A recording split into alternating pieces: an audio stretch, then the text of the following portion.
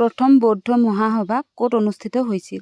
অপশ্যনত আছে ৰাজগৃহ, বৈশালী, পাটালিপুত্ৰ, কনৌজ। আৰু ইয়াৰে শুদ্ধ উত্তৰ হৈছে অপশ্যন এ ৰাজগৃহ। কোনজন ৰজাই পাটালিপুত্ৰত ৰাজধানী নিৰ্মাণ কৰিছিল? অপশ্যনত আছে চন্দ্ৰগুপ্ত মৌৰ্য, বিম্বিসাৰ, অজাতশত্ৰু, অশোক। আৰু ইয়াৰে শুদ্ধ উত্তৰ হৈছে অপশ্যন চি অজাতশত্ৰু। তলৰ কোনগৰাকী নাৰী প্ৰাচীন ভাৰতৰ বিদুষী মহিলা নাছিল?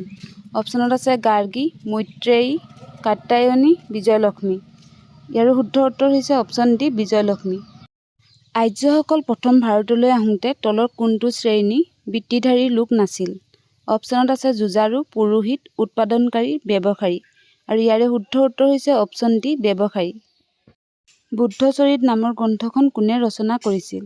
অপশ্যনত আছে হৰ্ষবৰ্ধন, অশ্বঘোষ, কালিদাস, চৰক। ইয়াৰে শুদ্ধ উত্তৰ হৈছে অপশ্যন বি অশ্বঘোষ।